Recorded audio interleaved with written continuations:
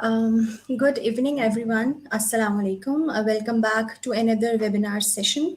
I'm going to start this session with acknowledgement and a special gratitude for everyone who takes some time out and participate in our webinars to help us in fulfilling the purpose of green awareness, spreading the green awareness. Uh, I'm Hifza Pervez. Some of you would already know about me, and today I am kind of pretty excited to host these amazing and the strong women in science who have been working for quite a lot, have a diverse experience. So I'm gonna start with inviting them and with a little bit of their introduction. I would request them to introduce themselves in a better way, and the stage would be theirs. Um, Assalamu alaikum, both of you. Assalam. I'll start with you, Anam. A little bit from my side. Anam is a chemical engineer by qualification and has a diverse experience in the corporate sector for about a decade now, working with sustainability and currently working at Amazon as a project engineer, right? So the stage is yours, Anam. How are you? Uh, I'm good. Thank you, Hafsa, for this opportunity and having this webinar of spreading the awareness on green energy. I've been part of many organizations from fertilizer to polymer to food industry and now working with Amazon. And all of these organizations have been very active in fulfilling the net zero emissions target. So I have worked on the front line with these of how they are working, how the impact is actually rolling out. And what I've taken back as is that for us, sustainability is more of a business case. So while working on these platforms, I'm feel myself as a sustainability enthusiast, and I have few of my own initiatives where I spread the awareness on the green energy of how we can be carbon neutral, of how this can be an economic uplift for the society and for the organizations as well. So thank you, Elsa. Welcome again, Anam, here. And the second guest of ours, Zukhruf Amjad, she is working as a consultant, energy consultant with the World Bank Global Energy Unit in Washington, D.C. And currently, her basic project is developing the energy modeling to develop the decarbonization of different grid system in different countries. And she also is a Fulbright scholar with us. So, welcome, Zukhruf. Please do introduce yourself a little. Thank you so much, Hifza. Thank you for having me. My name is Zukhruf. Like you said, I'm currently working as an energy consultant on a project called Decarbonizing Energy Pathways for the World Bank.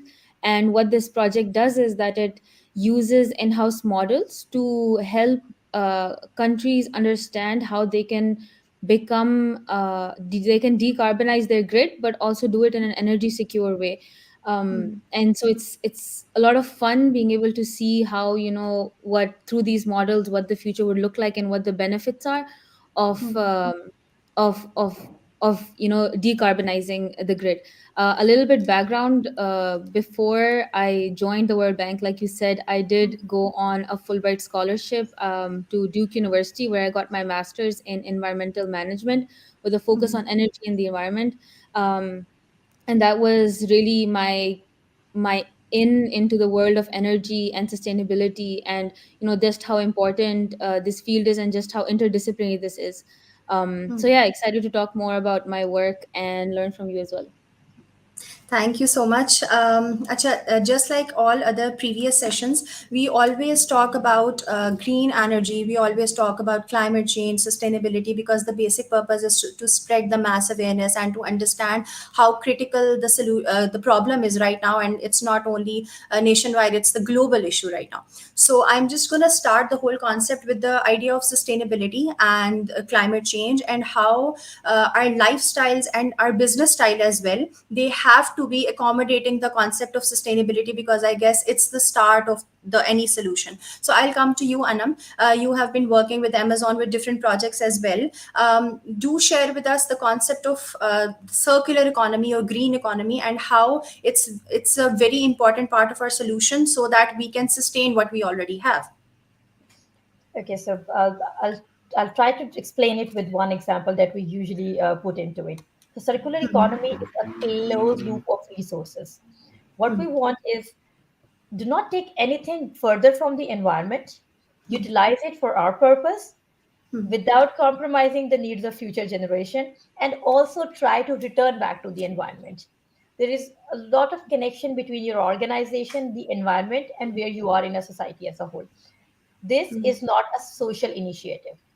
This is an economic initiative for your growth and activating growth of other sectors into the society. For example, I have one industry and I use a packaging material for myself. This packaging material is coming from an industry A. Industry A take resources from the environment, use all the energy, and then convert it into a paper. I use this paper at a cost of, let's say, 100 units. And then I give it to the customer, and the customer wastes it. This 100 unit per package, with a lot of utilization of the natural resources, is now going down the drain. One aspect, bring it back. This is a linear thing. Bring this back through recycling. Recycling is very simple. You just pick it up, try to bring it back to use, and then return. This is not the circular economy. Circular economy is a little bit step ahead. If I say I want to use a packaging material that is sustainable, that comes from a sustainable resource, so what will happen? My supplier, which is giving me the raw ingredients, is now looking for other suppliers that will give him the materials coming from a sustainable source, coming from a recycled source. That supplier will make sure that all of the energy that he is using in his setup is renewable. So now there is another action plan to have more startups, more business into that setup. A company that can provide renewable energy, a company that can give you a recyclable material, a company that can collect your waste. So now it's a big loop. This is circular economy. Now we are taking less from our environment, throwing less into our environment, and not polluting it and generating more revenue. So that's the entire concept of sustainability, and that's how organizations can actually have a circular economy into their society. Yes, Satsa. I think we can relate this concept with the 3 R's concept as well. We have been talking about reduce, reuse, recycle. I guess it fits the criteria. Moving towards you, Zakhraf, the current economical energy situation of Pakistan, it's not hidden anymore. It's quite visible now. What's the relation between these two, energy crisis, economical crisis? Where are we lacking exactly? That's a great question. And I think when you ask the question about circular economy, my mind is already thinking about it from an energy perspective. And I apologize if a lot of my answers are biased towards that energy side. But I think that there's a lot that can be said about how, circular economy and the economic crisis, the energy crisis is all very interdependent on each other. So there's there's an element of being able to look at it from a circular perspective and use it as a way to create more jobs, and to benefit from it. But coming back a little bit to talk specifically about what the current energy and economic crisis is, I think I don't need to go into the depth of what the economic crisis in Pakistan is right now. I think Pakistanis in Pakistan and abroad are, looking at it, and they're facing it. But I think what we need to understand is that a huge reason for why this is caused, we keep hearing about imports, and we don't have the money to pay for our imports. And the reason why it links to energy is because a huge percentage of our import bill actually goes into the fuel that we import from countries. And then with the current social political situation in the world, with the war in Ukraine, you see that Pakistan then becomes very vulnerable to any changes in prices, and that is what, if even if there is this crisis going on, it only exacerbates it that much more. So that's the kind of situation we're looking at. And I think looking at it, looking at it as an energy as well as an economic crisis is important to understand how we can solve it for the future. Right. There is a pledge associated with Amazon specifically. Why don't you tell us about the climate pledge that Amazon is a part of? It's the motto. So the Anam. climate pledge, Sorry. yeah, the climate pledge is actually a global initiative where a number of signatories have signed up to make sure that we achieve net zero by 2050. But Amazon, being one of the global leaders, and we try to have be more sustainable into our actions, has taken the pledge to achieve this net zero 10 years earlier. So rather than 2050, we are targeting to make sure that all of our operations are carbon neutral by 2040. So we are working on all of the aspects from our energy design, from in all our operations. The idea is to have sustainability through a circular economy perspective, like all the Hmm. elements into our supply chain are sustainable. Hmm. Hmm. Wherever we can have, like Amazon has rolled out the electric Hmm. cars initiative, so now we are not utilizing, because we work on a delivery system. you know Hmm. Picking up the packages, delivering it to the customer is what is one of the businesses. So this require a lot of consumption of fuel. This is a carbon intensive activity. Hmm. We have rolled out electric cars into many of the regions, so this is one Hmm. step to achieve this carbon neutrality. And then Hmm. all of the organizations that I know are working to make sure that we are reducing our impact. And Hmm. in terms of reducing our impact, there are also parallel activities to mitigate the effect of already for all the damage that has already been Yeah, done. So that there are all caused. parallel Yeah. set of activities that is ongoing to make sure that we compensate for this one. So there are like tree plantation activities. There are some other initiatives that organizations are supporting Hmm. to those startups who are aiming at carbon neutrality, who are going to have a more sustainable approach of their operations. So when we are going to support those, they are going to return something to the major organizational loop, and then we can reduce the overall carbon footprint for our organization. That's how we are measuring the carbon credits, carbon footprint. So it's all about working on all the elements of the supply Hmm. chain. Actually, the whole pledge is about that you have to do it like 10 years earlier or 15 10 years years earlier. earlier. 10 years earlier. 10 years earlier. That's quite a target. Yes, Well, because I hope we do achieve them. We do achieve them because I guess with this target we have to put some intensive efforts in it. yes, organizations, Amazon is also doing it like very, very intensive. Hmm. There's like sustainability drive ongoing, and this is not just in one aspect. As I mentioned, we are working on all the elements from the scratch till the end-to-end Hmm. system, so we can Hmm. be more sustainable. even the Hmm. even the suppliers we are working, the vendors we are working, the sellers that we are working, we are giving them a climate pledge title with all of their sales. If they are climate pledge friendly, we show Hmm. it to our customers, like, if you choose this customer, you are actually supporting to the environment. So it's like Hmm. a very close knitted loop, and intensive efforts in all of the fronts. I guess when you think about it, it's not that much big of a deal because every person who is surviving here or who's living here has a part to play in it. So if we just start by doing our part, there is a huge difference that we can make in, preventing preventing more damage that still yet has to cause. Good to know about that pledge that Amazon is a part of.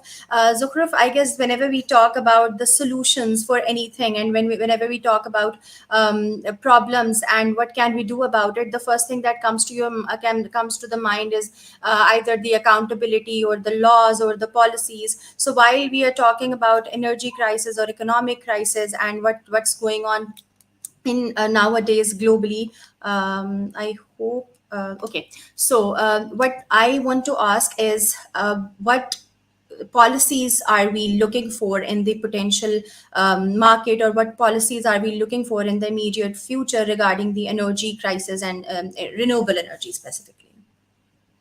That's a great question. I think that sort of building off what Anu was talking about in terms of, we have to play our part, and we Hmm. have to understand where we fit in in this in this equation of climate change, because there's some companies, there's some countries that can play a role by reducing their emissions, sort of what Amazon is doing, sort of what you see more the global north side doing. I think that more, if we talk about energy, and in Pakistan we're actually on a different side of that equation, because we're not a huge polluter. We make maybe less than 1% of the emissions globally. So we cannot have an energy policy specifically catered to look at reducing global emissions as the only criteria, because that can be detrimental to, you know not just the economic policy, but also in terms of people getting electricity. So I think that when we talk about energy policy for Pakistan, we need to first define why we're trying to create a robust policy. And I think, considering the current economic crisis, an important aspect for that is to provide energy security. That means that if you're seeing changes in prices globally, if you're seeing changes in weather patterns more nationally, that it does not affect the way electricity is supplied to houses, to industries. And so I think that that should be an important aspect of the energy policy that we're looking at. And one way to do that when we talk about solutions is to look at what type of indigenous resources we have available. So we have, third coal. I think, we're renewable energy. We want to have more renewable energy, but it's important to recognize that third coal is a cheap, really great opportunity for us to reduce prices of electricity, use this abundant amount of solar and wind that we have available, but do it in a way where we have a plan in place, whether that's the next 5 years, whether that's the next 10 years, not be more not have more of a on and off switch with electricity. Because these, when you put an energy policy in place, it has to take a certain amount of years to get approved, to come into play. You cannot build power plants overnight, so it has to have more of a long term planning in mind, keeping in mind that we want to move towards more of an energy secure Pakistan.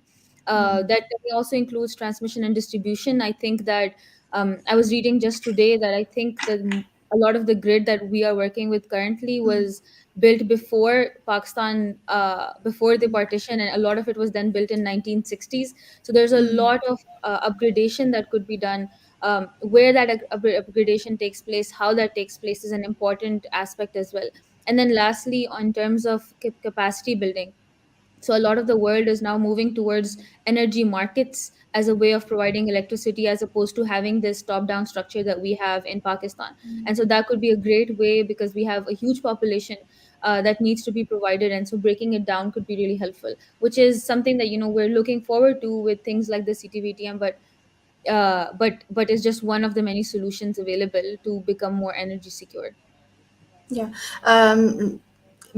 We are talking about the energy security, and the term we have been, I personally have been, reading about the energy security while we are studying or in the news and everything. I think whenever we are talking about energy security, the main concept or the main part that comes to mind is having that energy source that we are completely independent from the other sources, or talking about politically or economically. So I would want you to highlight the importance of switching from the conventional resources that we have been relying on to renewable sources, whether it comes from the wind or the solar or even the nuclear part or hydrogen or anything.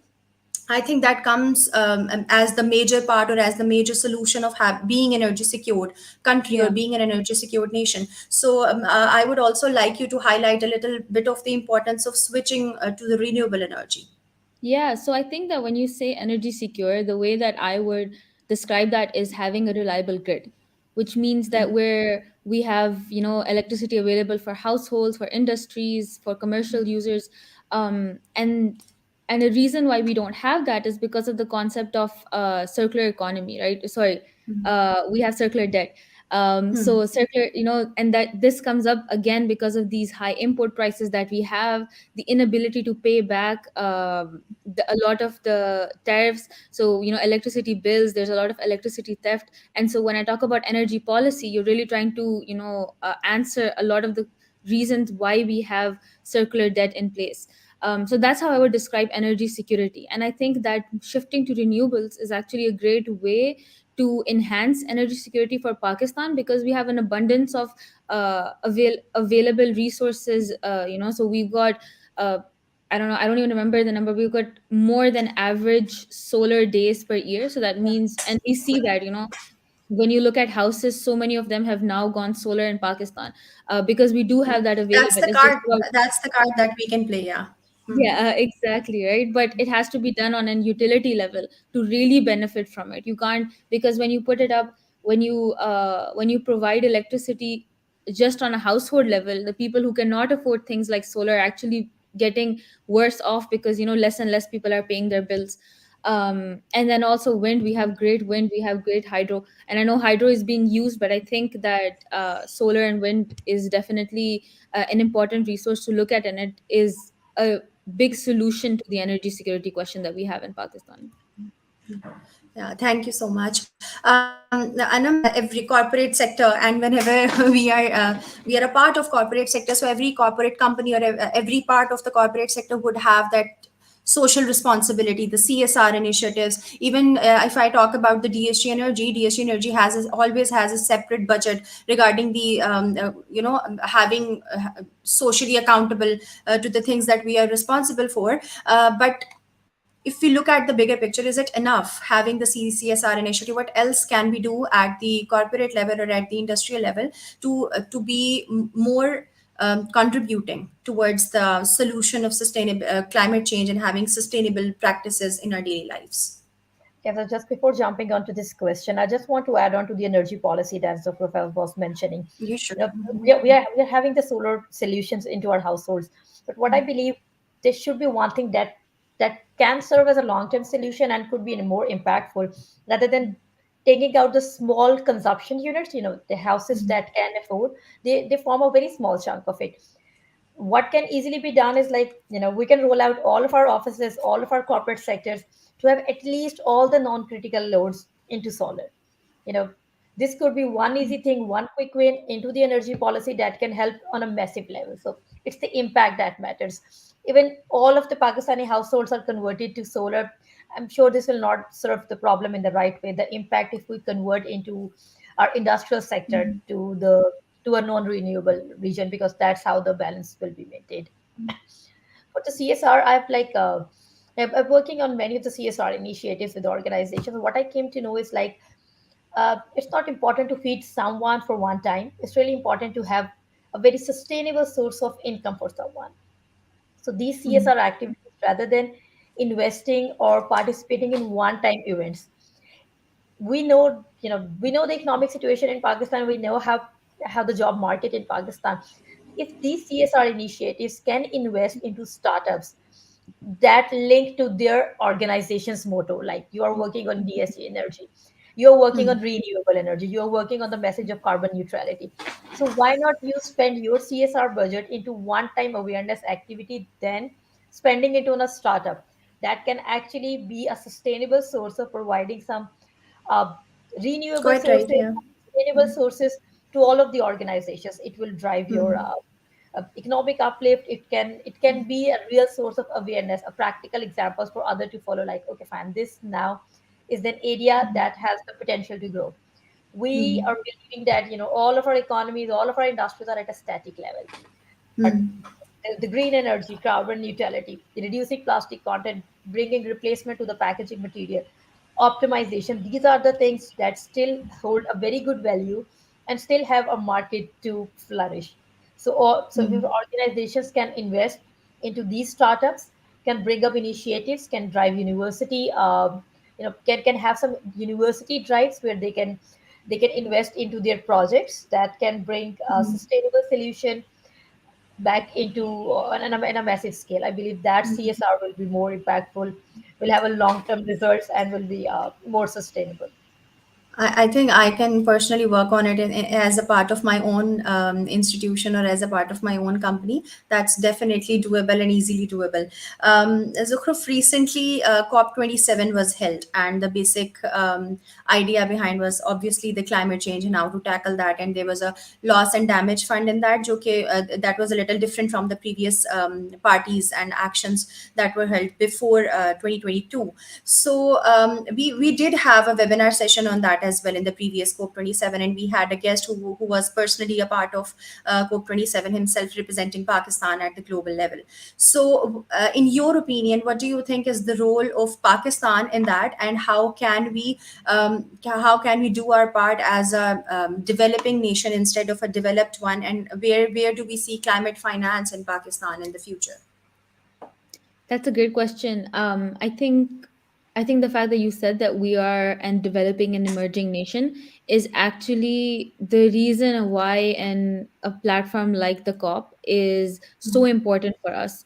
It provides an ability for those countries that are climate vulnerable. Pakistan is what, number seventh now most vulnerable country to climate change. So it's a platform where countries like those can have a voice. And I think the important thing is that that platform is used. And I think with this COP, the great thing was that Pakistan has actually used it to its full potential and beyond. Because the loss and damage fund that was announced, Pakistan's delegation played a huge role. And I'm sure you talk about it more in the previous session, and Yeah. people that are interested should go back and definitely watch that, because it's just incredible the amount of work that the Pakistani delegation put in. So that's just one aspect.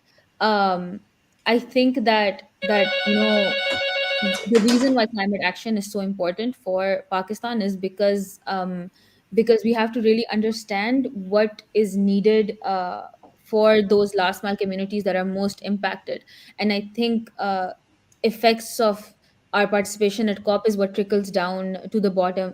It encourages more and more organizations to work on climate adaptation, to work on on maybe mitigation as well, but more importantly, adaptation. So that's important. Adaptation. um, and yeah, I think that moving forward with the loss and damage, it's great that we've finally gotten it on the agenda. We've got some aspects of a fund in set in stone through the COP, but I think that there's a long way to go for other developing country delegations, especially Pakistan, because they've spearheaded it now.